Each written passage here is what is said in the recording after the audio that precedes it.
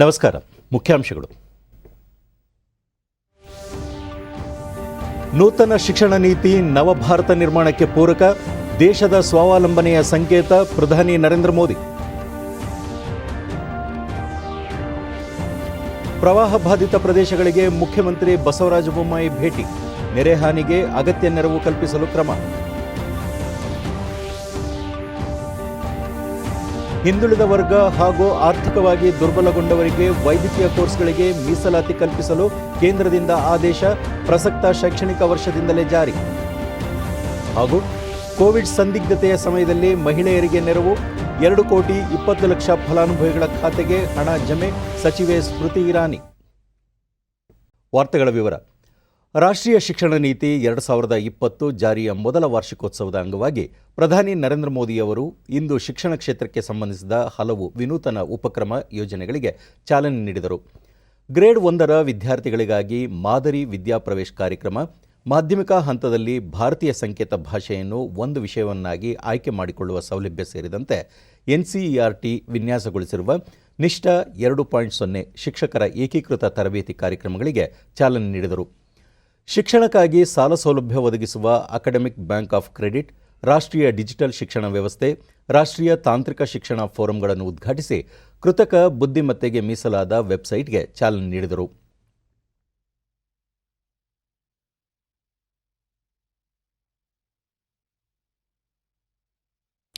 ಬಳಿಕ ಪ್ರಧಾನಿ ದೇಶಾದ್ಯಂತ ಶಿಕ್ಷಣ ಮತ್ತು ಕೌಶಲ್ಯ ಅಭಿವೃದ್ಧಿ ನೀತಿ ನಿರೂಪಕರು, ವಿದ್ಯಾರ್ಥಿಗಳು, ಶಿಕ್ಷಕರನ್ನು ಉದ್ದೇಶಿಸಿ ಮಾತನಾಡಿ, ಭವಿಷ್ಯದ ಭಾರತ ನಿರ್ಮಾಣಕ್ಕೆ ನೂತನ ಶಿಕ್ಷಣ ನೀತಿ ಮಹತ್ವದ ಕೊಡುಗೆ ನೀಡಲಿದೆ, ರಾಷ್ಟ್ರ ನಿರ್ಮಾಣದಲ್ಲಿ ಮಹತ್ತರ ಪಾತ್ರ ವಹಿಸಲಿದೆ ಎಂದರು.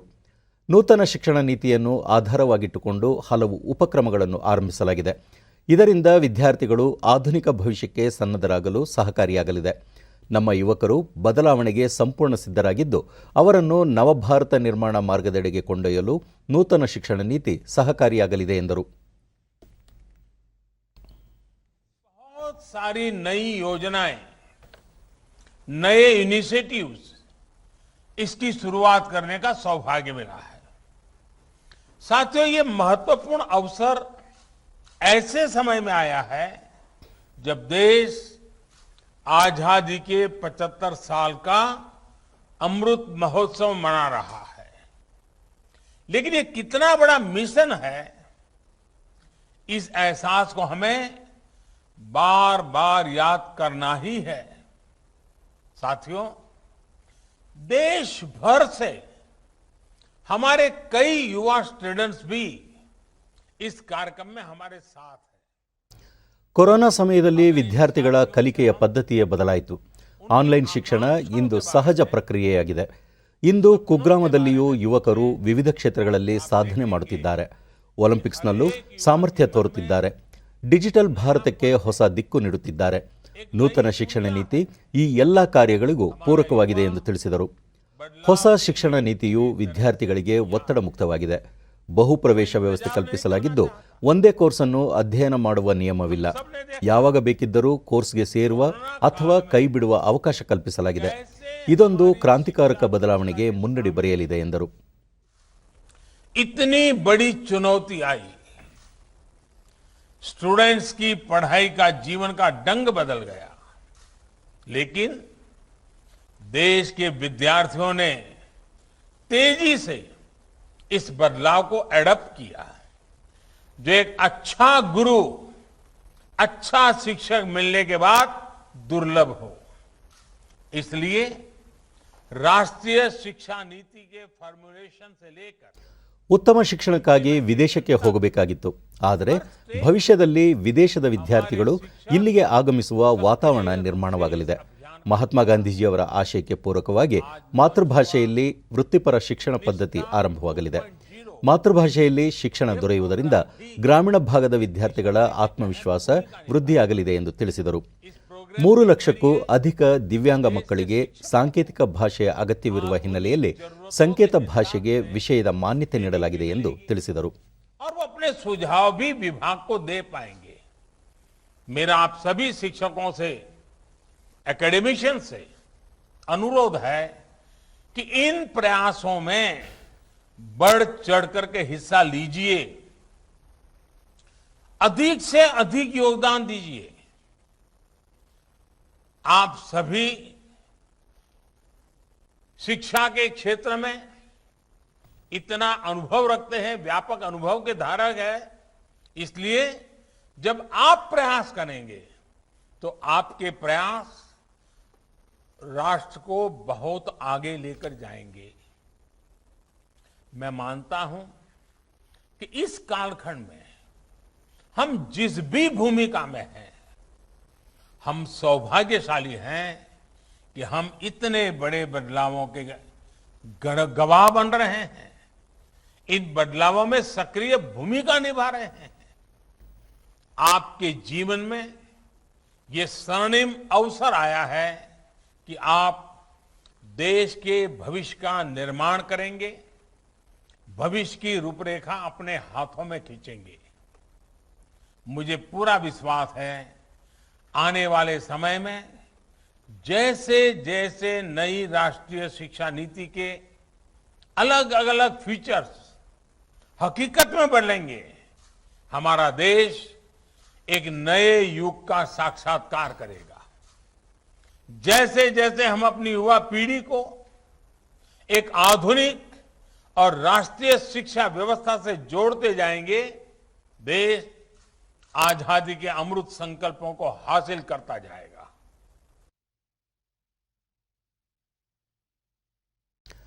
ಮುಖ್ಯಮಂತ್ರಿ ಬಸವರಾಜ ಬೊಮ್ಮಾಯಿ ಅವರಿಂದು ಉತ್ತರ ಕನ್ನಡ ಜಿಲ್ಲೆಯ ಯಲ್ಲಾಪುರ ತಾಲೂಕಿನ ವಿವಿಧ ಪ್ರದೇಶಗಳಿಗೆ ಭೇಟಿ ನೀಡಿ ಪ್ರವಾಹ ಪರಿಸ್ಥಿತಿ ಕುರಿತು ಪರಿಶೀಲನೆ ನಡೆಸಿದರು. ಈ ಸಂದರ್ಭದಲ್ಲಿ ಸ್ಥಳೀಯರಿಂದ ಅಹವಾಲು ಸ್ವೀಕರಿಸಿದ ಅವರು ಸೂಕ್ತ ಕ್ರಮ ಕೈಗೊಳ್ಳುವುದಾಗಿ ತಿಳಿಸಿದರು. ಬಳಿಕ ನೆರೆ ಬಾಧಿತ ಪ್ರದೇಶಗಳ ಬಗ್ಗೆ ಜನಪ್ರತಿನಿಧಿಗಳಿಂದ ಹಾಗೂ ಹಿರಿಯ ಅಧಿಕಾರಿಗಳಿಂದ ಮಾಹಿತಿ ಪಡೆದರು. ಸೂಕ್ತ ಪರಿಹಾರ ಕ್ರಮಗಳನ್ನು ಕೈಗೊಳ್ಳುವಂತೆ ಸೂಚಿಸಿದರು. ಯಲ್ಲಾಪುರ ತಾಲೂಕಿನಲ್ಲಿ ಆರಂಭಿಸಲಾಗಿರುವ ಕಾಳಜಿ ಕೇಂದ್ರಕ್ಕೂ ಭೇಟಿ ನೀಡಿದ ಮುಖ್ಯಮಂತ್ರಿ ಅಲ್ಲಿನ ವ್ಯವಸ್ಥೆಯನ್ನು ಪರಿಶೀಲಿಸಿ ಅಧಿಕಾರಿಗಳು ಹಾಗೂ ಸಂತ್ರಸ್ತರಿಂದ ಮಾಹಿತಿ ಪಡೆದುಕೊಂಡರು.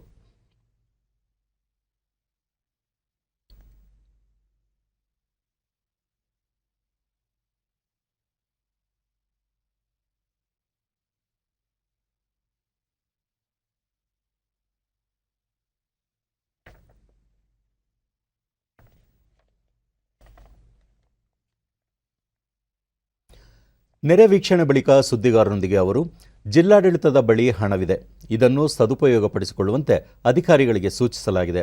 ರಾಜ್ಯ ಸರ್ಕಾರ ರಸ್ತೆ ಮತ್ತು ಹಾನಿಗೊಳಗಾದ ಮನೆಗಳ ನಿರ್ಮಾಣಕ್ಕೆ ಅಗತ್ಯ ನೆರವು ಕಲ್ಪಿಸಲಿದೆ. ಜಿಲ್ಲಾಧಿಕಾರಿಗಳು ಈ ಕುರಿತು ವಿಸ್ತೃತ ವರದಿ ಸಿದ್ಧಪಡಿಸಲು ನಿರ್ದೇಶನ ನೀಡಲಾಗಿದೆ ಎಂದರು. ಹಣವನ್ನು ಬಿಡುಗಡೆ ಮಾಡಿ ಯಾರ್ಯಾರಿಗೆ ತೋಟದಲ್ಲಿ ನುಕ್ಸಾನಾಗಿದೆ, ಗದ್ದೆಯಲ್ಲಿ ನುಕ್ಸಾನಾಗಿದೆ, ರೈತರಿಗೆ ಅದಲ್ಲದೆ ಮನೆಗಳು ಕುಸಿದಾಗಿದೆ ಮಾಡ್ತೀವಿ. ಮತ್ತು ಸಂಪರ್ಕ ರಸ್ತೆಗೆ ವಿಶೇಷವಾದಂಥ ಅನುದಾನವನ್ನು ನಾವು NDRF ಅಲ್ಲಿ ಏನು ನಾಮ್ಸ್ ಇದೆ ಅದು ಕೊಟ್ಟರೆ ಸಾಲದಿಲ್ಲ, ಅದಕ್ಕೆ ವಿಶೇಷ ಅನುದಾನವನ್ನು ರಾಜ್ಯ ಸರ್ಕಾರದಿಂದ ಬರೆಸೋದಕ್ಕೆ ನಾನು ಎಸ್ಟಿಮೇಟ್ ಮಾಡೋಕ್ಕೆ ಹೇಳಿದೆ. ಆದ ತಕ್ಷಣ ಮಾಡ್ತೀವಿ. ಎಲ್ಲ ರಸ್ತೆಗಳ ಸಂಪರ್ಕ ಮಾಡೋದಕ್ಕೆ ಏನು ಪ್ರಯತ್ನ ಮಾಡೋದು ಸಂಪೂರ್ಣ ಮಾಡ್ತೀವಿ. ಬೇಕಾದ ಹಣವನ್ನು ಕೂಡ ಒದಗಿಸ್ತೀವಿ. ಈ ಮಧ್ಯೆ ಯಲ್ಲಾಪುರ ತಾಲೂಕು ಆಸ್ಪತ್ರೆಗೆ ಭೇಟಿ ನೀಡಿ ಆಸ್ಪತ್ರೆಯ ವಿವಿಧ ವಿಭಾಗಗಳ ಕಾರ್ಯಾಚರಣೆಯನ್ನು ಪರಿಶೀಲಿಸಿದರು. ಕೋವಿಡ್-19 ಲಸಿಕಾ ಕೇಂದ್ರಕ್ಕೂ ಭೇಟಿ ನೀಡಿ ಲಸಿಕಾ ಅಭಿಯಾನವನ್ನು ಚುರುಕುಗೊಳಿಸುವಂತೆ ಸೂಚಿಸಿದರು.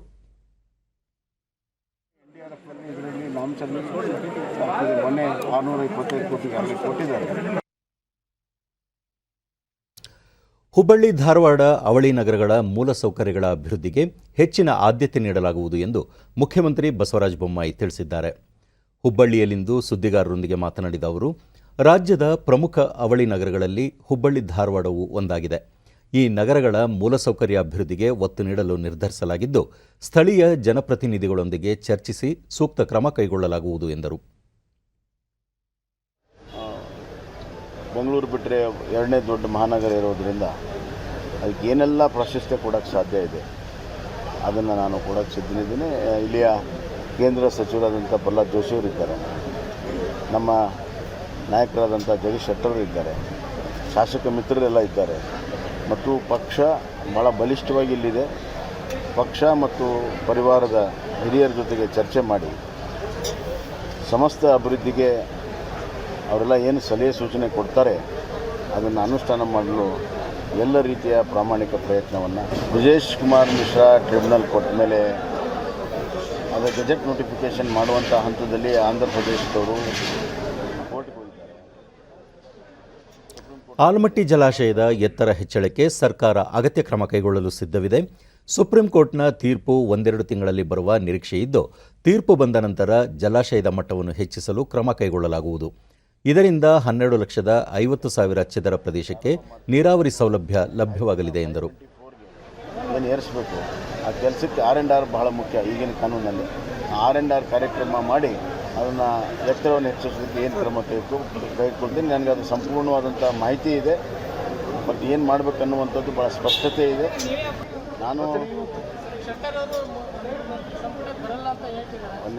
ನಾನು ನಾಳೆ ಬೆಳಗ್ಗೆ ದಿಲ್ಲಿಗೆ. ಇದೇ ಸಂದರ್ಭದಲ್ಲಿ ಪ್ರಶ್ನೆಯೊಂದಕ್ಕೆ ಉತ್ತರಿಸಿದ ಮುಖ್ಯಮಂತ್ರಿ, ನಾಳೆ ದೆಹಲಿಗೆ ತೆರಳಿ ಪ್ರಧಾನಿ ನರೇಂದ್ರ ಮೋದಿ, ಗೃಹ ಸಚಿವ ಅಮಿತ್ ಶಾ, ರಕ್ಷಣಾ ಸಚಿವ ರಾಜನಾಥ್ ಸಿಂಗ್, ಪಕ್ಷದ ರಾಷ್ಟ್ರೀಯ ಅಧ್ಯಕ್ಷ ಜೆಪಿ ನಡ್ಡಾ ಅವರನ್ನು ಭೇಟಿಯಾಗಿ ಸಚಿವ ಸಂಪುಟ ವಿಸ್ತರಣೆ ಕುರಿತು ಸಮಾಲೋಚನೆ ನಡೆಸಲಾಗುವುದು ಎಂದು ತಿಳಿಸಿದರು. ವೈದ್ಯಕೀಯ ಹಾಗೂ ದಂತವೈದ್ಯಕೀಯ ಕೋರ್ಸ್ ಅಧ್ಯಯನ ಮಾಡುವ ಹಿಂದುಳಿದ ವರ್ಗ ಹಾಗೂ ಆರ್ಥಿಕವಾಗಿ ದುರ್ಬಲ ವರ್ಗದ ವಿದ್ಯಾರ್ಥಿಗಳಿಗೆ ಕೇಂದ್ರ ಸರ್ಕಾರ ವಿಶೇಷ ಮೀಸಲಾತಿ ಘೋಷಿಸಿದೆ. MBBS, MD, MS, diploma, BDS, MDS ಕೋರ್ಸ್ಗಳಿಗೆ ಈ ಮೀಸಲಾತಿ ಲಭ್ಯವಾಗಲಿದೆ. ವೈದ್ಯಕೀಯ ಕೋರ್ಸ್ ಪ್ರವೇಶಿಸುವ ಹಿಂದುಳಿದ ವರ್ಗಗಳ ವಿದ್ಯಾರ್ಥಿಗಳಿಗೆ 27% ಹಾಗೂ ಆರ್ಥಿಕವಾಗಿ ದುರ್ಬಲರಾಗಿರುವ ವಿದ್ಯಾರ್ಥಿಗಳಿಗೆ 10% ಮೀಸಲಾತಿ ಪ್ರಕಟಿಸಿದೆ. ಪ್ರಸ್ತುತ 2021-22ನೇ ಸಾಲಿನ ವಿದ್ಯಾರ್ಥಿಗಳಿಗೆ ಅಖಿಲ ಭಾರತ ಕೋಟಾದಡಿ ಈ ಸೌಲಭ್ಯ ದೊರೆಯಲಿದೆ. ಈ ಕುರಿತು ಪ್ರಧಾನಿ ನರೇಂದ್ರ ಮೋದಿ ಟ್ವೀಟ್ ಮಾಡಿದ್ದು, ಸರ್ಕಾರದ ತೀರ್ಮಾನದಿಂದ ಸರಿಸುಮಾರು 5,500 ವಿದ್ಯಾರ್ಥಿಗಳಿಗೆ ಪ್ರಯೋಜನ ದೊರೆಯಲಿದೆ ಎಂದು ತಿಳಿಸಿದ್ದಾರೆ. ಲೋಕಸಭೆಯ ಇಂದಿನ ಕಲಾಪ ಆರಂಭವಾಗುತ್ತಿದ್ದಂತೆ ಸ್ಪೀಕರ್ ಓಂ ಬಿರ್ಲಾ ಕಲಾಪ ಸುಗಮವಾಗಿ ನಡೆಸಲು ಸಹಕಾರ ನೀಡುವಂತೆ ವಿಪಕ್ಷಗಳಿಗೆ ಮನವಿ ಮಾಡಿದರು. ಲೋಕಸಭೆಯ ಗರಿಮೆ ಹೆಚ್ಚಿಸಲು ಸದಸ್ಯರ ಸಾಮೂಹಿಕ ಪ್ರಯತ್ನ ಅಗತ್ಯ ಎಂದು ಪ್ರತಿಪಾದಿಸಿದ ಅವರು, ಭಾರತದ ಸಂಸದೀಯ ಪರಂಪರೆಗೆ ಧಕ್ಕೆ ತರುವಂತಹ ಘಟನೆಗಳು ಪುನರಾವರ್ತಿತವಾಗುವುದು ಬೇಡ. ಸದನದ ಹಿರಿಮೆ ಗಮನದಲ್ಲಿಟ್ಟುಕೊಂಡು ದೇಶದ ಜನತೆಗೆ ಉತ್ತರ ನೀಡಬೇಕಾದ ಜವಾಬ್ದಾರಿ ನಮ್ಮದಾಗಿದೆ ಎಂದರು. ದೇಶದ ಜನರ ಭಾವನೆಗಳನ್ನು ಸದನದಲ್ಲಿ ಮಂಡಿಸುತ್ತೇವೆ. ಸಭೆಯ ಹಿರಿಮೆ ಹೆಚ್ಚಿಸಲು ಸಂಘಟಿತ ಪ್ರಯತ್ನ ಮಾಡಬೇಕಿದೆ ಎಂದು ಹೇಳಿದ ಅವರು, ಸದನದ ಕಲಾಪಕ್ಕೆ ಪದೇ ಪದೇ ಧಕ್ಕೆ ತರುವವರ ವಿರುದ್ಧ ಕ್ರಮ ಕೈಗೊಳ್ಳಬೇಕಾಗುತ್ತದೆ ಎಂದರು. कैसे मजबूत होगा? ऐसी घटनाएं जो संसदीय परंपराओं के अनुरूप नहीं है, उन घटना की पुनरावृत्ति न करें. अगर ऐसी घटनाओं की पुनरावृत्ति होगी तो मैं आपका सहयोग चाहता हूं. ऐसे सदस्यों के खिलाफ मुझे सख्त कार्रवाई करनी पड़ेगी ताकि हम संसद की मर्यादा को बनाए रखें. ये सदन ಕಾಂಗ್ರೆಸ್ ಮುಖಂಡ ಅಧೀರ್ ರಂಜನ್ ಚೌಧರಿ ತಮ್ಮ ನೇತೃತ್ವದಲ್ಲಿ ಸದನ ಗರಿಷ್ಠ ಮಟ್ಟದಲ್ಲಿ ಈ ಹಿಂದೆ ಕಾರ್ಯನಿರ್ವಹಣೆ ಮಾಡಿದೆ. ಈಗ ಸರ್ಕಾರದ ಧೋರಣೆಯಿಂದಾಗಿ ಈ ಸನ್ನಿವೇಶ ನಿರ್ಮಾಣವಾಗಿದೆ ಎಂದು ಹೇಳಿದರು. सदन के अंदर कल की घटना पे कहें. हाँ सर, सरकार की जिद्दीबाजी से सदन के अंदर हम अपना बात नहीं रख पाते हैं. एक मिनट सर, मैं एक कानूनी बात करते हैं सर. देखिए सदन के अंदर एक कानूनी बात करते ना कानूनी बात करते हैं सर. मैं एक छोटी सी कानूनी बात करते हैं तो बताना ये सर इतना बड़ा बंडल.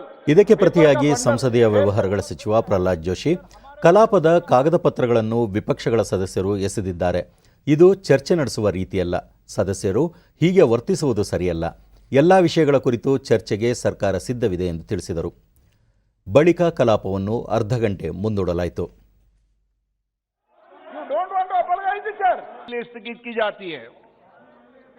जिसकी कुल कीमत 1,735 करोड़ है. इसके अलावा जो लेफ्ट विंग एक्सट्रीमिज्म एरिया है उसके लिए भी हमने कुल मिलाकर 13 राज्यों में इसको स्कीम को चलाया है. जम्मू कश्मीर से लेकर नॉर्थ ईस्ट के राज्य और बाकी राज्यों में भी. ಪುನಃ ಸದನ ಸಮಾವೇಶಗೊಂಡಾಗ ಪೂರಕ ಪ್ರಶ್ನೆಗಳಿಗೆ ಉತ್ತರಿಸಿದ ಕ್ರೀಡೆ ಮತ್ತು ಯುವಜನ ವ್ಯವಹಾರಗಳ ಸಚಿವ ಅನುರಾಗ್ ಸಿಂಗ್ ಠಾಕೂರ್, ಒಲಿಂಪಿಕ್ ಕ್ರೀಡಾಕೂಟದ ಮೊದಲ ದಿನವೇ ಭಾರತ ಪದಕ ಗಳಿಸಿ ಸಾಧನೆ ಮಾಡಿದೆ. ಕ್ರೀಡೆ ರಾಜ್ಯ ಪಟ್ಟಿಯಲ್ಲಿರುವ ವಿಷಯವಾಗಿದ್ದರೂ ಕ್ರೀಡಾ ಕ್ಷೇತ್ರದ ಅಭಿವೃದ್ಧಿಗೆ ಯಾವುದೇ ಹೊಸ ಪ್ರಸ್ತಾವ ಸ್ವೀಕರಿಸಲು ಕೇಂದ್ರ ಸರ್ಕಾರ ಬದ್ಧವಾಗಿದೆ ಎಂದರು. ಖೇಲೋ ಇಂಡಿಯಾ ಕಾರ್ಯಕ್ರಮದಡಿ ದೇಶಾದ್ಯಂತ ಕ್ರೀಡಾ ಚಟುವಟಿಕೆ ನಡೆಸಲು 1,756 ಕೋಟಿ ರೂಪಾಯಿ ಅನುದಾನ ಒದಗಿಸಲಾಗಿದೆ. ಕ್ರೀಡಾ ಕ್ಷೇತ್ರಕ್ಕೆ ಮೂಲಸೌಕರ್ಯ ಒದಗಿಸಲು 272 ಯೋಜನೆಗಳು ನಿರ್ಮಾಣ ಹಂತದಲ್ಲಿವೆ ಎಂದು ತಿಳಿಸಿದರು. ದೇಶದಲ್ಲಿ 360 ಖೇಲೋ ಇಂಡಿಯಾ ಕೇಂದ್ರಗಳನ್ನು ಅಭಿವೃದ್ಧಿಪಡಿಸಲಾಗಿದೆ. ಭವಿಷ್ಯದಲ್ಲಿ ಭಾರತ ಸರ್ಕಾರ ಬೃಹತ್ ಕ್ರೀಡಾಕೂಟಗಳನ್ನು ಆಯೋಜಿಸಲು ಸಿದ್ಧವಾಗಿದೆ ಎಂದು ಉತ್ತರಿಸಿದರು. But we'll have to blame ourselves because we were unable to utilize 80% of the money we got under JNRM. And Mysuru City Corporation did not do the local... Mysuru ಸಂಸದ ಪ್ರತಾಪ್ ಸಿಂಹ ಸ್ಮಾರ್ಟ್ ಸಿಟಿ ಯೋಜನೆಗೆ ಕರ್ನಾಟಕದ 7 ನಗರಗಳಾದ ಬೆಂಗಳೂರು, ಬೆಳಗಾವಿ, ಶಿವಮೊಗ್ಗ, ಮಂಗಳೂರು, ತುಮಕೂರು, ದಾವಣಗೆರೆ, ಹುಬ್ಬಳ್ಳಿ ಮತ್ತು ಧಾರವಾಡ ಸೇರ್ಪಡೆಯಾಗಿವೆ. ಈ ನಗರಗಳಲ್ಲಿ 17,160 ಕೋಟಿ ರೂಪಾಯಿ ವೆಚ್ಚದ 817 ಯೋಜನೆಗಳನ್ನು ಕೈಗೆತ್ತಿಕೊಳ್ಳಲಾಗಿದೆ. ಅತ್ಯುತ್ತಮ ಪ್ರಗತಿ ಸಾಧ್ಯವಾಗುತ್ತಿದೆ ಎಂದರು. ಆದರೆ ಮೈಸೂರು ನಗರ ಇದಕ್ಕೆ ಸೇರ್ಪಡೆಗೊಂಡಿಲ್ಲ. ಸ್ವಚ್ಛ ಸರ್ವೇಕ್ಷಣಾ ವರದಿಯಲ್ಲಿ ಹಲವು ವರ್ಷಗಳಿಂದ ಮೈಸೂರು ಸತತವಾಗಿ ಅತ್ಯುತ್ತಮ ಸಾಧನೆ ಮಾಡುತ್ತಿದೆ, ಸ್ವಚ್ಛ ನಗರಿ ಎಂದು ಗುರುತಿಸಿಕೊಂಡಿದೆ. ಮೈಸೂರಿಗೆ ಸ್ಮಾರ್ಟ್ ಸಿಟಿ ಯೋಜನೆಯ ನಿಧಿಯಡಿ ಯಾವುದೇ ಅನುದಾನ ದೊರೆತಿಲ್ಲ ಎಂದು ಹೇಳಿದರು.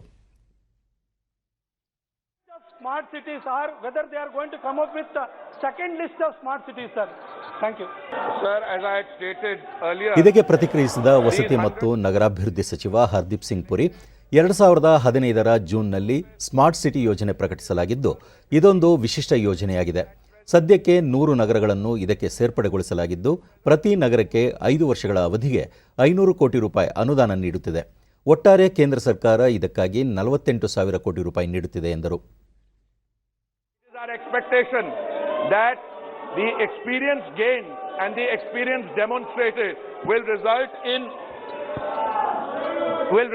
in other cities following suit, learning from those examples and thereby implementing that experience. हवाई अड्डों का सर्जन होगा. ಮಧ್ಯಾಹ್ನ 2 ಗಂಟೆಗೆ ಸದನ ಸಮಾವೇಶಗೊಂಡಾಗ ವಿಮಾನ ನಿಲ್ದಾಣಗಳ ಆರ್ಥಿಕ ನಿಯಂತ್ರಣ ಪ್ರಾಧಿಕಾರ ತಿದ್ದುಪಡಿ ಮಸೂದೆಯ ಕುರಿತು ಡಾಕ್ಟರ್ ಕಿರೀಟ್ ಪ್ರೇಮ್ಜಿ ಭಾಯ್ ಸೋಲಂಕೆ ಮಾತನಾಡಿ, ಭವಿಷ್ಯದಲ್ಲಿ ಭಾರತ ವಿಮಾನಯಾನ ಕ್ಷೇತ್ರದಲ್ಲಿ ಜಾಗತಿಕ ನೇತಾರ ರಾಷ್ಟ್ರವಾಗಲಿದೆ. ಈ ಕ್ಷೇತ್ರದಲ್ಲಿ ದೇಶ ಅಭೂತಪೂರ್ವ ಸಾಧನೆ ಮಾಡಿದೆ. ಪ್ರತಿಯೊಬ್ಬ ಭಾರತೀಯ ಪ್ರಜೆ ವಿಮಾನಯಾನದ ಪ್ರಯೋಜನ ಪಡೆದುಕೊಳ್ಳುವ ನಿಟ್ಟಿನಲ್ಲಿ ಈ ಮಸೂದೆ ಸಹಕಾರಿಯಾಗಲಿದೆ ಎಂದರು. ಬಳಿಕ ಮಸೂದೆಯನ್ನು ಧ್ವನಿಮತದ ಮೂಲಕ ಅಂಗೀಕರಿಸಲಾಯಿತು. जो आज भारत में 713 हवाई प्लेन है, हमारी सोच और विचारधारा है कि आने वाले समय में भारत उड़ान क्षेत्र में केवल भारत का नेतृत्व न करे पर पूरे विश्व का नेतृत्व करे. प्रधानमंत्री जी के ಈ ನಡುವೆ ವಿಪಕ್ಷಗಳು ಗದ್ದಲ ಮುಂದುವರೆಸಿದ್ದರಿಂದ ಕಲಾಪವನ್ನು ನಾಳೆ ಬೆಳಗ್ಗೆ 11 ಗಂಟೆಗೆ ಮುಂದೂಡಲಾಯಿತು. विधेयक पर खंडवार विचार करेगी की कार्यवाही शुक्रवार दिनांक 30 जुलाई 2021 को प्रातः 11 बजे तक के लिए स्थगित की जाती है. ಇಂದಿನ ಕಲಾಪ ಆರಂಭಗೊಂಡಾಗ ಸಂಸದೀಯ ಸ್ಥಾಯಿ ಸಮಿತಿಗಳ ವಿವಿಧ ವರದಿಗಳನ್ನು ಕಲಾಪದಲ್ಲಿ ಮಂಡಿಸಲಾಯಿತು. ಈ ನಡುವೆ ವಿಪಕ್ಷಗಳ ಸದಸ್ಯರು ಕೃಷಿ ಸಂಬಂಧಿತ ವಿಷಯ ಹಾಗೂ ಪೆಗಾಸಸ್ ಪ್ರಕರಣಗಳನ್ನು ಮುಂದಿಟ್ಟುಕೊಂಡು ಗದ್ದಲ ಆರಂಭಿಸಿದರು. ಸಭಾಪತಿ ವೆಂಕಯ್ಯನಾಯ್ಡು ಈ ಕುರಿತು ಚರ್ಚೆ ನಡೆಸಲು ನಿರಾಕರಿಸಿದ ಹಿನ್ನೆಲೆಯಲ್ಲಿ ಗದ್ದಲ ಮುಂದುವರೆದ ಪರಿಣಾಮ ಕೆಲ ಕಾಲ ಕಲಾಪ ಮುಂದೂಡಲಾಯಿತು.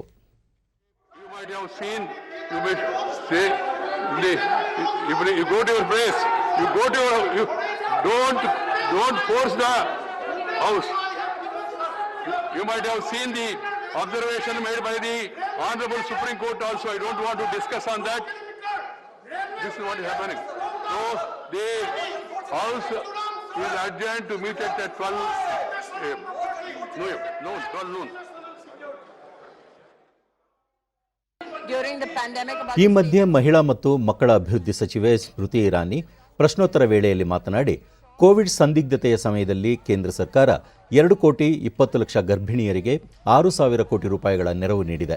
ನೇರವಾಗಿ ಅವರ ಖಾತೆಗಳಿಗೆ ಹಣ ಜಮೆ ಮಾಡಲಾಗಿದೆ ಎಂದು ತಿಳಿಸಿದರು.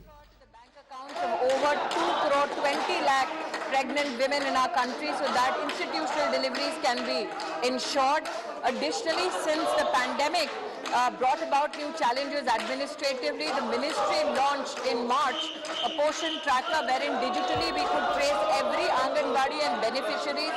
Today I am happy through you to inform the Honorable Minister that we have doorstep delivery over लोक सभापति जी।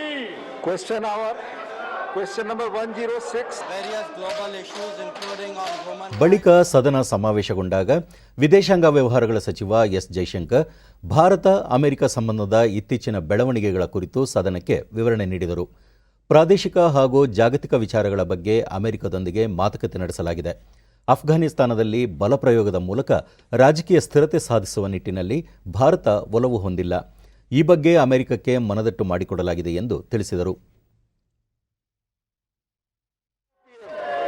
ವಿಪಕ್ಷಗಳ ಗದ್ದಲ ಮುಂದುವರೆದಿದ್ದರಿಂದ ಸದನವನ್ನು 2 ಗಂಟೆಗೆ ಮುಂದೂಡಲಾಯಿತು.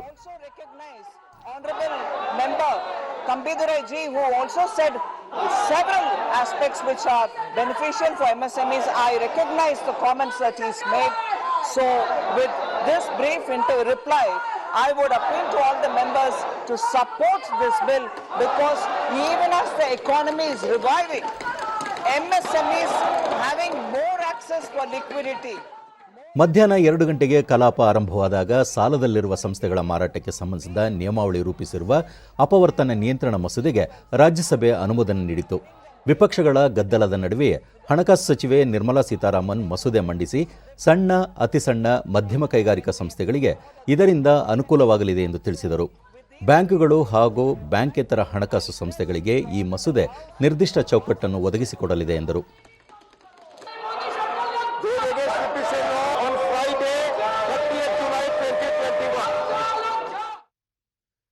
ಗದ್ದಲ ಮುಂದುವರೆದ ಪರಿಣಾಮ ಕಲಾಪವನ್ನು ನಾಳೆ ಬೆಳಗ್ಗೆ 11 ಗಂಟೆಗೆ ಮುಂದೂಡಲಾಯಿತು. ಪ್ರಸ್ತುತ ದೇಶದಲ್ಲಿ 34 ಮೆಟ್ರೋ ರೈಲು ಯೋಜನೆಗಳು ಪ್ರಗತಿಯಲ್ಲಿವೆ ಎಂದು ಕೇಂದ್ರ ವಸತಿ ಮತ್ತು ನಗರ ವ್ಯವಹಾರಗಳ ರಾಜ್ಯ ಸಚಿವ ಕೌಶಲ್ ಕಿಶೋರ್ ತಿಳಿಸಿದ್ದಾರೆ. ಲೋಕಸಭೆಗೆ ಈ ಕುರಿತು ಲಿಖಿತ ಉತ್ತರ ನೀಡಿದ್ದು, ದೆಹಲಿ ಮೆಟ್ರೋ ರೈಲ್ವೆ ಯೋಜನೆಯ 3, 4ನೇ ಹಂತ ಹಾಗೂ ವಿಸ್ತರಣೆ ಯೋಜನೆಗಳು ಸೇರಿದಂತೆ ದೇಶಾದ್ಯಂತ ಹಲವು ಮೆಟ್ರೋ ಕಾಮಗಾರಿಗಳು ಪ್ರಗತಿ ಹಂತದಲ್ಲಿವೆ ಎಂದು ತಿಳಿಸಿದ್ದಾರೆ. ಇನ್ನೂ 16 ಮೆಟ್ರೋ ರೈಲು ಯೋಜನೆಗಳಿಗೆ ಅನುಮತಿ ದೊರೆಯುವ ಹಂತಕ್ಕೆ ತಲುಪಿವೆ. ನಗರ ಸಾರಿಗೆ ವ್ಯವಸ್ಥೆಗೆ ಹಾಗೂ ನಗರಾಭಿವೃದ್ಧಿಗೆ ಮೆಟ್ರೋ ರೈಲುಗಳು ಮಹತ್ವದ ಕೊಡುಗೆ ನೀಡುತ್ತಿವೆ. ಆಯಾ ರಾಜ್ಯ ಸರ್ಕಾರಗಳು ಈ ಯೋಜನೆಗಳ ಅನುಷ್ಠಾನ, ಅಭಿವೃದ್ಧಿ, ಸಂಪನ್ಮೂಲ ಸಂಗ್ರಹಣೆಗೆ ಸಹಕಾರಿಯಾಗಲಿವೆ ಎಂದು ತಿಳಿಸಿದ್ದಾರೆ. ಕೇಂದ್ರ ಪರಿಸರ ಸಚಿವ ಭೂಪೇಂದರ್ ಯಾದವ್ ಅವರಿಂದು ದೇಶದಲ್ಲಿರುವ 15 ಹುಲಿ ಮೀಸಲು ಪ್ರದೇಶಗಳ ಸಂರಕ್ಷಣೆಗೆ ಸಂಘಟಿತ ಪ್ರಯತ್ನ ಅಗತ್ಯ ಎಂದು ಹೇಳಿದ್ದಾರೆ. ಅಂತಾರಾಷ್ಟ್ರೀಯ ಹುಲಿ ದಿನದ ಅಂಗವಾಗಿ ಮಾತನಾಡಿದ ಅವರು, ಪ್ರಕೃತಿಯ ಸಮತೋಲನಕ್ಕೆ ಹುಲಿಗಳ ಅಸ್ತಿತ್ವ ಅತ್ಯಗತ್ಯ. ನಾವು ಪ್ರಕೃತಿಯ ಮಾಲೀಕರಲ್ಲ, ಸಂರಕ್ಷಕರು ಎಂದರು. ಹುಲಿ ಸಂರಕ್ಷಣೆ ಕೇವಲ ಸರ್ಕಾರದ ಕಾರ್ಯವಲ್ಲ, ಜನರ ಭಾಗಿತ್ವ ಅತ್ಯವಶ್ಯ. ಈ ನಿಟ್ಟಿನಲ್ಲಿ ಪ್ರತಿಯೊಬ್ಬರೂ ಸಂವೇದನಶೀಲರಾಗಿ ಕಾರ್ಯನಿರ್ವಹಿಸಬೇಕಿದೆ ಎಂದು ತಿಳಿಸಿದರು. आज एक बहुत अच्छा उदाहरण प्रस्तुत किया है। यादव जी बता रहे थे कि ये 14 के बाद अभी 3 और को करने का हमारा प्रयास है। मेरा तो मानना है कि हमारे भारत के सारे 51 के 51 जो हमारे टाइगर रिजर्व हैं वो स्थायी रूप से सुरक्षित रहें, उसके लिए हम सब मिलकर के काम करेंगे. ಹಲವರು ಆರ್ಥಿಕವಾಗಿ ಹಿಂದುಳಿದ ಕಾರಣ ಶಿಕ್ಷಣದಿಂದ ವಂಚಿತರಾಗುತ್ತಿದ್ದಾರೆ. ಈ ನಿಟ್ಟಿನಲ್ಲಿ ಕೊಪ್ಪಳ ಜಿಲ್ಲೆಯ ಸರ್ಕಾರಿ ಶಾಲೆಯ ಶಿಕ್ಷಕರೊಬ್ಬರು ಮಕ್ಕಳ ಹೆಸರಿನಲ್ಲಿ 1,000 ರೂಪಾಯಿ ಠೇವಣಿ ಇರಿಸುವ ಮೂಲಕ ಹಲವು ಮಕ್ಕಳನ್ನು ಶಾಲೆಯತ್ತ ಮುಖ ಮಾಡುವ ಕಾಯಕದಲ್ಲಿ ತೊಡಗಿದ್ದಾರೆ. ಈ ಕುರಿತು ಒಂದು ವರದಿ. ಶಾಲೆಗೆ ದಾಖಲಾಗುವ ಪ್ರತಿಯೊಂದು ಮಗುವಿನ ಹೆಸರಿಗೆ 1,000 ರೂಪಾಯಿ ಠೇವಣಿ ಇಡುವ ಮೂಲಕ ವಿನೂತನ ಕಾರ್ಯಕ್ಕೆ ನಾಂದಿ ಹಾಡಿದ್ದಾರೆ. ಶಾಲೆಯ ದಾಖಲಾತಿ ಹೆಚ್ಚಿಸಿ ಸರ್ಕಾರಿ ಶಾಲೆಗಳತ್ತ ಮಕ್ಕಳನ್ನ ಸೆಳೆಯಬೇಕು ಎನ್ನುವ ಮಹದಾಸೆಯನ್ನು ಹೊಂದಿರುವ ಕೊಪ್ಪಳ ಜಿಲ್ಲೆಯ ಪ್ರಭಾರಿ ಮುಖ್ಯ ಶಿಕ್ಷಕ ಗುರುಸ್ವಾಮಿ ಹಲವು ಶಿಕ್ಷಕರಿಗೆ ಮಾದರಿಯಾಗಿದ್ದಾರೆ. ಹಿರೇಸಿಂದೋಗಿ ಗ್ರಾಮದಲ್ಲಿರುವ ರೋಟರಿ ನಗರದ ಸರ್ಕಾರಿ ಪ್ರಾಥಮಿಕ ಶಾಲೆಯ ಗುರುಸ್ವಾಮಿ ನೂತನ ಪ್ರಯತ್ನ ಆರಂಭಿಸಿದ್ದು ಪೋಷಕರು ಸೇರಿದಂತೆ ವಿದ್ಯಾರ್ಥಿಗಳಿಂದ ಉತ್ತಮ ಸ್ಪಂದನೆ ವ್ಯಕ್ತವಾಗಿದೆ. ಡಿಡಿ ನ್ಯೂಸ್ನೊಂದಿಗೆ ಪ್ರಭಾರಿ ಮುಖ್ಯ ಶಿಕ್ಷಕ ಗುರುಸ್ವಾಮಿ 1ನೇ ತರಗತಿಯಿಂದ 5ನೇ ತರಗತಿಯವರೆಗೆ 28 ಮಕ್ಕಳಿದ್ದಾರೆ. ಹಲವು ಪೋಷಕರು ಬಡ ಕುಟುಂಬದಿಂದ ಬಂದವರಾಗಿದ್ದಾರೆ. ಈ ನಿಟ್ಟಿನಲ್ಲಿ ಮಕ್ಕಳನ್ನ ಶಾಲೆಯತ್ತ ಆಕರ್ಷಿಸಲು 1,000 ರೂಪಾಯಿ ಠೇವಣಿ ಯೋಜನೆಯನ್ನು ಆರಂಭಿಸಲಾಗಿದೆ. ಈ ಕಾರ್ಯಕ್ರಮಕ್ಕೆ ಗುರುಭಾಗ್ಯ ಯೋಜನೆ ಎಂದು ನಾಮಕರಣ ಮಾಡಲಾಗಿದೆ ಎಂದು ಮಾಹಿತಿ ನೀಡಿದರು. ಈ ವರ್ಷ ನಾವು ಮಕ್ಕಳಿಗೆ ನಮ್ಮಲ್ಲಿ ಕಳೆದ ಸಾಲಿನಲ್ಲಿ ದಾಖಲಾತಿ ಪ್ರಮಾಣ ಕಡಿಮೆ ಆಗಿತ್ತು. ಆದ್ರಿಂದ ಈ ಸಲ ನಾವು ಏನಾದರೂ ಮಾಡಿ ಮಕ್ಕಳಿಗೆ ಒಂದು ಹೊಸ ಯೋಜನೆಗಳನ್ನು ಮಾಡೋದ್ರಿಂದ ಸರ್ಕಾರಿ ಶಾಲೆಗಳಲ್ಲಿ ದಾಖಲಾತಿಗಳನ್ನು ಹೆಚ್ಚಿಸುವ ಸಲುವಾಗಿ ನಾವೇನು ಮಾಡಿದ್ವಿ ಅಂದರೆ ನಮ್ಮ ಶಾಲೆಯ ಎಲ್ಲ ಮಕ್ಕಳಿಗೂ ಒಂದು ಕಲಿಕಾ ಕಿಟ್ಟು ಹಾಗೂ ಹೊಸದಾಗಿ ಅಡ್ಮಿಷನ್ ಆಗ್ತಕ್ಕಂಥ 1ನೇ ತರಗತಿಯ ಮಗುವಿಗೆ 18 ವರ್ಷ ತನಕ ಅವರು ಆ ಮಗುವಿಗೆ ಫಿಕ್ಸ್ ಒಂದು FD-ಯನ್ನು 1,000 ರೂಪಾಯಿ FD-ಯನ್ನು ಇಡಬೇಕಂತ ನಾವು ಅನ್ಕೊಳ್ತಾ ಇದ್ದೀವಿ ಸರ್. ಪೋಷಕರಾದ ಹುಲಿಗೆಮ್ಮ ಮಕ್ಕಳ ಹೆಸರಿನಲ್ಲಿ 1,000 ರೂಪಾಯಿ ಠೇವಣಿ ಇಡುವುದರಿಂದ ಮಕ್ಕಳ ಭವಿಷ್ಯದ ವಿದ್ಯಾಭ್ಯಾಸಕ್ಕೆ ಸಹಕಾರಿಯಾಗಲಿದೆ. ಹಲವು ಪೋಷಕರಿಗೆ ಈ ಯೋಜನೆ ಸಹಕಾರಿಯಾಗಲಿದೆ ಎಂದು ತಿಳಿಸಿದರು.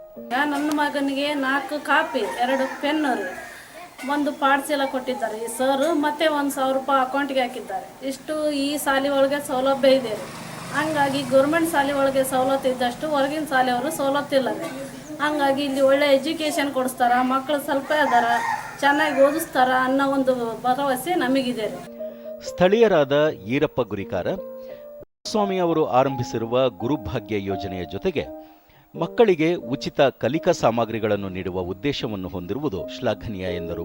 ಮತ್ತು ನಮ್ಮ ಸರ್ಕಾರಿ ಶಾಲೆಯಲ್ಲಿ ಕೊಡ್ತಕ್ಕಂಥ ಗುಣಾತ್ಮಕ ಶಿಕ್ಷಣದಿಂದ ಯಾವೊಬ್ಬ ಮಗುವು ಕೂಡ ವಂಚಿತ ಆಗಬಾರ್ದು ಅನ್ನುವಂಥ ದೃಷ್ಟಿಕೋನ ಈ ಮುಖ್ಯೋಪಾಧ್ಯಾಯರಾಗಿದ್ದರಿಂದ ಗುರುಸ್ವಾಮಿ ಅವರಾಗಿದ್ದರು. ಈ ಕಲಿಕಾ ಕಿಟ್ನಲ್ಲಿ ಸ್ಕೂಲ್ ಬ್ಯಾಗು, ನೋಟ್ಬುಕ್ಕು, ಆಮೇಲೆ ರೇಜರು ಇಷ್ಟೆಲ್ಲ ಸೌಲಭ್ಯಗಳನ್ನು ಕಲ್ಪಿಸಿಕೊಟ್ಟಿದ್ದಾರೆ. ವಲಯ ಸಂಪನ್ಮೂಲ ಅಧಿಕಾರಿ ಹನುಮಂತ ಪಕ್ಕುರಿ ಶಿಕ್ಷಕ ಸಮುದಾಯಕ್ಕೆ ಈ ಯೋಜನೆ ಮಾದರಿಯಾಗಿ ರೂಪಿತವಾಗಿದೆ. ಇಂತಹ ಕಾರ್ಯಗಳು ಮತ್ತಷ್ಟು ಹೆಚ್ಚಾಗಬೇಕು ಎಂದು ಅಭಿಪ್ರಾಯಪಟ್ಟರು. ಈ ಶಾಲೆಗೆ ಸದರಿ ಶಾಲೆಗೆ ದಾಖಲಾಗ್ತಕ್ಕಂಥ ಹೊಸ ದಾಖಲೆ ಆಗ್ತಕ್ಕಂಥ ಮಕ್ಕಳಿಗೆ ಪ್ರತಿ ಮಗುವಿಗೂ ಕೂಡ 1,000 ರೂಪಾಯಿ ಡೆಪಾಸಿಟ್ ಇಟ್ಟು ಅದನ್ನು 18 ವರ್ಷದವರೆಗೂ ಫಿಕ್ಸ್ ಆಗಿರ್ತಕ್ಕಂಥ ಒಂದು ಯೋಜನೆ ಏನದಲ್ಲ ಅದು ನಮ್ಮೆಲ್ಲರಿಗೂ ಮಾದರಿ ಆಗಿರ್ತಕ್ಕಂಥದ್ದು. ಯಾಕಂದರೆ ಇವತ್ತು ಖಾಸಗಿ ಶಾಲೆಗಳಲ್ಲಿ ದುಡ್ಡು ಕೊಟ್ಟು ಅಡ್ಮಿಷನ್ ತಗೊಳ್ತಕ್ಕಂಥ ಪರಿಸ್ಥಿತಿಯಲ್ಲಿ ಸರ್ಕಾರಿ ಶಾಲೆಗಳಲ್ಲಿ ಶಿಕ್ಷಕರೇ ದುಡ್ಡು ಕೊಟ್ಟು ಮಕ್ಕಳಿಗೆ ಪಾಲಕರಿಗೆ ಮಗುವಿಗೆ ಹೆಲ್ಪ್ ಆಗಿ ದಾಖಲೆ ಮಾಡಿಕೊಳ್ತಕ್ಕಂಥ ವಿಚಾರ ಶ್ಲಾಘನೀಯಾಗಿರ್ತಕ್ಕಂಥ. ಇನ್ನು ಹವಾವರ್ತಮಾನ. ರಾಜ್ಯದ ಕರಾವಳಿಯ ಬಹುತೇಕ ಕಡೆ ಮಳೆಯಾಗಿದ್ದು ಹಾಗೂ ದಕ್ಷಿಣ ಮತ್ತು ಉತ್ತರ ಒಳನಾಡಿನ ಅಲ್ಲಲ್ಲಿ ಮಳೆಯಾಗಿದೆ. ಸಕಲೇಶ್ಪುರ 6, ಕೊಲ್ಲೂರು 5, ಕದ್ರಾ 4, ಕಾರ್ಕಳ, ಕೊಟ್ಟಿಗೆಹಾರ, ಹುಂಚದಕಟ್ಟೆ 3, ಧರ್ಮಸ್ಥಳ, ಬೆಳ್ತಂಗಡಿ, ಆಗುಂಬೆ, ಶೃಂಗೇರಿ, ಚಿಕ್ಕಮಗಳೂರಿನಲ್ಲಿ ತಲಾ 2 ಸೆಂಟಿಮೀಟರ್ ಮಳೆಯಾಗಿದೆ. ಮುನ್ಸೂಚನೆಯಂತೆ ಮುಂದಿನ 24 ಗಂಟೆಗಳಲ್ಲಿ ಕರಾವಳಿಯ ಬಹುತೇಕ ಕಡೆ, ದಕ್ಷಿಣ ಹಾಗೂ ಉತ್ತರ ಒಳನಾಡಿನ ಕೆಲವೆಡೆ ಗುಡುಗು ಸಹಿತ ಮಳೆ ಸಾಧ್ಯತೆ.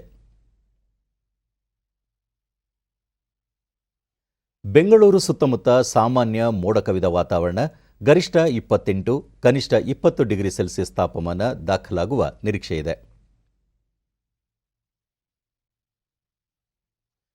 ಕೊನೆಯಲ್ಲಿ ಮತ್ತೊಮ್ಮೆ ಮುಖ್ಯಾಂಶಗಳು.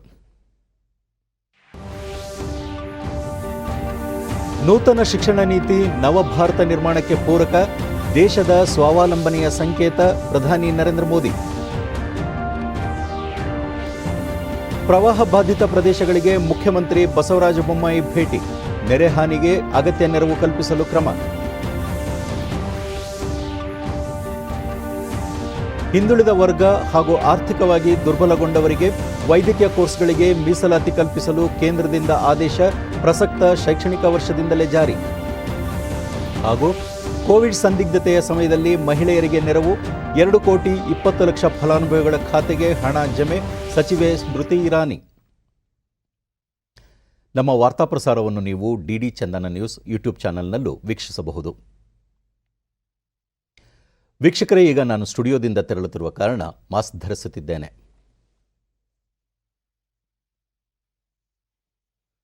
ನೀವು ಸಹ ಮನೆಯಿಂದ ಹೊರಹೋಗುವ ಮುನ್ನ ಸರಿಯಾದ ಕ್ರಮದಲ್ಲಿ ತಪ್ಪದೆ ಮಾಸ್ಕ್ ಧರಿಸಿ. ವ್ಯಕ್ತಿಗತ ಅಂತರ ಕಾಪಾಡಿಕೊಳ್ಳುವುದರೊಂದಿಗೆ ನೀವು ಸುರಕ್ಷಿತವಾಗಿರಿ, ನಿಮ್ಮವರನ್ನು ಸುರಕ್ಷಿತವಾಗಿರಿಸಿ. ನೈರ್ಮಲ್ಯಕ್ಕೆ ಆದ್ಯತೆ ನೀಡುವುದರ ಜೊತೆಗೆ ಸೋಂಕು ತಡೆಗೆ ಕೋವಿಡ್-19 ಲಸಿಕೆ ಪಡೆಯುವುದು ಅಗತ್ಯ. ಇಲ್ಲಿಗೆ ವಾರ್ತಾ ಪ್ರಸಾರ ಮುಕ್ತಾಯವಾಯಿತು. ನಮ್ಮ ಮುಂದಿನ ವಾರ್ತಾ ಪ್ರಸಾರ ರಾತ್ರಿ 9 ಗಂಟೆಗೆ. ನಮಸ್ಕಾರ.